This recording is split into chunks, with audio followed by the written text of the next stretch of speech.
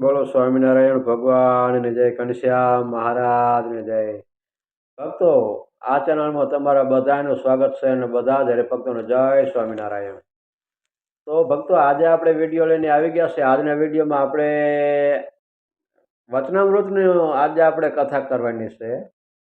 આજે આપણે શ્રી ગઢડા મધ્યનું પહેલું વચનામૃતની આજે આપણે કથા કરીશું. તો આ વચનામૃતની કથા તમે પૂરેપૂરી સાંભળજો, તો આપણને ખબર પડે મહારાજે શું આજ્ઞા કરી અને આપણે કેવી રીતનું એનું પાલન કરવાનું છે અને કેવી રીતે જીવન જીવનની આ વચનામૃત આપણને રાહ બતાવશે.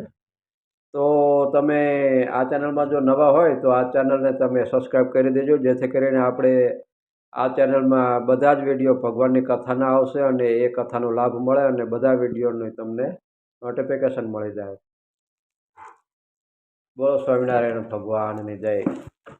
સંવંત 1877ના જેઠ સુધી પૂર્ણિમાને દિવસે સ્વામી શ્રી સહજાનંદ મહારાજ શ્રી ગઢડા મધ્ય દાદા ખાચરના દરબારમાં શ્રી વાસુદેવ નારાયણના મંદિરની આગળ આથમણે 12 ઓરડાની ઓસરીએ બિરાજમાન હતા અને ધોળો ખેસ પહેર્યો હતો અને ધોળી ચાદર ઓઢી હતી અને માથે ધોળી પાગ બાંધી હતી અને ધોળા પુષ્પનો હાર પહેર્યો હતો અને પોતાના મુખારવિંદની આગળ મુનિ મંડળ તથા દેશ દેશના હરિભક્તોની સભા ભરીને બેઠી હતી અને પોતાની આગળ પરમહંસ જહાજ મૃદંગ લઈને ગાવતા હતા. પછી શ્રીજી મહારાજે કીર્તનિયાને કહ્યું, હમણાં કીર્તન રાખો ને પ્રશ્ન ઉત્તર કરો. પછી મુક્તાનંદ સ્વામીએ હાથ જોડીને નમસ્કાર કરીને શ્રીજી મહારાજને પ્રશ્ન પૂછ્યો, જે હે મહારાજ, મોહનું શું રૂપ છે અને મોહની નિવૃત્તિ થવાનો શું ઉપાય છે? પછી શ્રીજી મહારાજ થોડીક વાર વિચારી રહીને પછી બોલ્યા, જે મોહનું રૂપ તો મનને વિશે ભ્રાંતિ જેવું થઈ જાય એ જ જણાય છે. અને જ્યારે પુરુષના હૃદયમાં મોહ વૃદ્ધિ પામે છે ત્યારે મનમાં વિભ્રાંતિ વિશેષ થાય છે. પછી આ કરવા યોગ્ય ને આ ન કરવા યોગ્ય એવો વિવેક રહેતો નથી. અને તે મોહ થવાનું કારણ તો આજ જ અમે વિચાર્યું છે. જે આજ અર્ધરાત હતી ત્યારે અમારે નિંદ્રા ઉડી ગઈ હતી. પછી અમે ઉત્તરાદી દિશા સામું મુખ કરીને સૂતા હતા. પછી ધ્રુવનો તારો દીઠો ત્યારે એમ વિચાર થયો, જે આ તો ઉત્તર ધ્રુવ છે, પણ શાસ્ત્રમાં દક્ષિણ ધ્રુવ કહ્યો છે, તે ક્યાં હશે? પછી અમે દક્ષિણ ધ્રુવ જોયો ત્યારે તે પણ દીઠો અને જેમ કૂવા ઉપર પાણી સિંચવાનો ફાળકો હોય તેવી રીતે બે ધ્રુવને વચ્ચે મોટો ફાળકો દીઠો અને તે ફાળકાના મેરુના બે ઠેબા તે બે કોરે ધ્રુવને અડી રહ્યા છે. જેમ લાકડાના સ્તંભ હોય ને તેમાં લોઢાની આરો ખૂંચીને રહી હોય તેમ છે. અને તે ફાળકા ઉપર જેમ સૂતરની ફેલ વીંટી હોય ને તે ફાળકા સંઘાતે જેમ પિત્તળની ફૂદડીઓ જડી હોય તેમ સર્વે તારા ને દેવતા ને નવગ્રહાદિક તેના જે સ્થાનક તે ફાળકાને આશરીને રહ્યા છે તે સર્વને જોયા. અને પછી સૂર્ય ને ચંદ્ર, તેનો ઉદય ને અસ્ત તે એક જ ઠેકાણેથી થાય છે તે પણ જોયો. પછી અંતરદ્રષ્ટિએ કરીને જોયું ત્યારે જેટલું ધ્રુવ આદિક બ્રહ્માંડમાં છે તેટલું સર્વે પિંડમાં પણ દીઠું. પછી આ દેહને વિશે જે ક્ષેત્રજ્ઞ છે તેને પણ દીઠું. પછી તે ક્ષેત્રજ્ઞમાં પુરુષોત્તમ ભગવાન રહ્યા છે તેને પણ દીઠા. તે ભગવાનને જોઈને ભગવાનના સ્વરૂપને વિશે અતિશય વૃત્તિ જોડાઈ ગઈ. પછી સમાધિમાંથી કોઈ પ્રકારે નીકળાયું નહીં. પછી તો કોઈક ભક્તજને આવીને અમારી સ્તુતિ બહુ કરી. તેની દયાએ કરીને અમારે પાછું દેહમાં અવાયું. પછી અમારા હૃદયમાં વિચાર થયો, જે અમારે જે સમાધિમાંથી નિસર્યું તે તો દયાએ કરીને નિસરાયું, પણ બીજાને સમાધિમાંથી નિસરાતું હશે તેનું શું કારણ હશે? પછી અમને એમ જણાયું, જે એને કાંઈક વિષયમાં આસક્તિ રહી છે તેણે કરીને પાછું નીકળાય છે, અને મોહનું જે કારણ તે પણ પંચ વિષય જ છે. તે વિષય પણ ઉત્તમ, મધ્ય અને કનિષ્ઠ એ 3 પ્રકારના છે.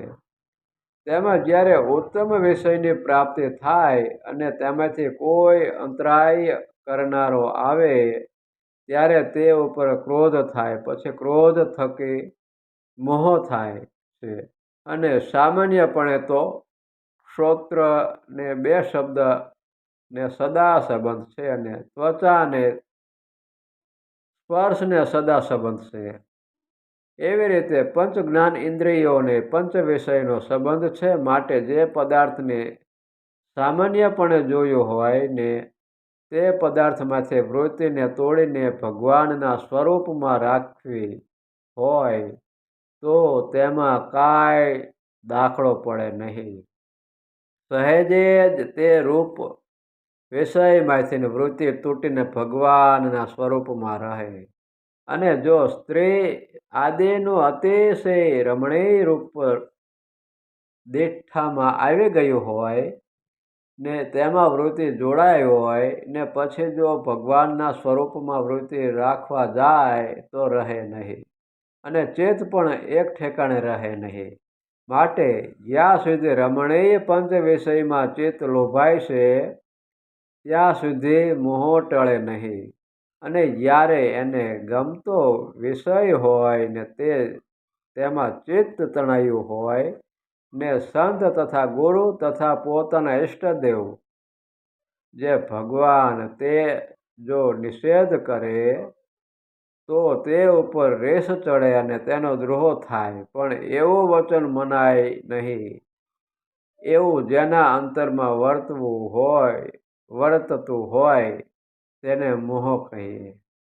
તે ભગવાનને ગીતામાં કહ્યું છે. જે માટે આ વચન શ્રી કૃષ્ણ ભગવાને કહ્યા છે તે પરમ સિદ્ધાંત છે. તે જ્યારે શબ્દાદિક કોઈ વિષયમાં ચિત્ત લોભાયું ત્યારે ગમે તેવો બુદ્ધિવાન હોય પણ તેની બુદ્ધિનું કાંઈ ઠેકાણું રહે નહીં અને પશુ જેવો થઈ જાય છે. માટે મોહ ઉદય થવાનું કારણ તે વિષયમાં આસક્તિ તે જ છે. અને જેને એ વિષયમાંથી ચિત્તને ઉખેડવું હોય તેને પ્રથમ તો આત્મનિષ્ઠા અતિ દઢ કરી રાખવી, જે હું આત્મા છું પણ દેહ તે હું નથી. એક તો એ વિચાર દઢ કરવો, અને બીજો જે પ્રકારે જગતની ઉત્પત્તિ સ્થિતિ ને પ્રલય થાય છે તે વાર્તા પણ સારી પેઠે સમજવી. અને ત્રીજું ભગવાનના સ્વરૂપનું મહાત્મય અતિશયપણે સમજવું. તે એમ વિચારવું, જે પંચ વિષય છે તે તો ભગવાનના કર્યા થયા છે, માટે ભગવાનમાં તો એથી અતિ ઝાઝું સુખ છે. માટે જે શબ્દ હોય તેમાં એટલું શબ્દ સંબંધી જ સુખ હોય, પણ બીજા જે 4 વિષય રહ્યા તેનું સુખ શબ્દમાં ન હોય. એવી જ રીતે સ્પર્શમાં સ્પર્શનું જ સુખ હોય પણ બીજું ન હોય. તેમજ રૂપમાં રૂપ સંબંધી જ સુખ હોય. તેમજ રસ ને ગંધ તેમાં પણ પોતપોતાના સંબંધી જ સુખ હોય. પણ એક વિષયમાં પંચ વિષયનું સુખ ભેળું ન આવે. અને ભગવાનનું જે સ્વરૂપ છે તેમાં તો સર્વે સુખ ભેળા રહ્યા છે. તે એક દર્શન કરે તો પણ તે ભક્ત પૂર્ણ કામ થઈ જાય. એવી રીતે ભગવાનના સ્પર્શાદિક પણ પોતાના ભક્તને પૂર્ણ કામ કરે છે. અને માયિક જે વિષય સંબંધી સુખ છે તે તો સર્વે નાશવંત છે અને ભગવાન સંબંધિત સુખ છે તે તો અખંડ છે. એવો જે ભગવાનના સ્વરૂપના મહાત્મ્યનો વિચાર તે પણ અતિ દઢ કરવો. એ જે ત્રણ વિચાર કહ્યા તેણે કરીને વિષયમાંથી આસક્તિ ટળી જાય છે. બોલો સ્વામિનારાયણ ભગવાનની જય, ઘનશ્યામ મહારાજની જય. તો ભક્તો, આપણે આ વચનામૃત એ પૂર્ણ કરીએ છીએ. આગળની કથા આપણે આવતા વિડીયોમાં કરશું.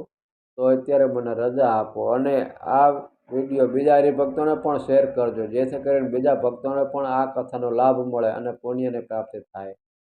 તો અત્યારે બસ આટલું જ. મને રજા આપો. ઘનશ્યામ મહારાજની જય.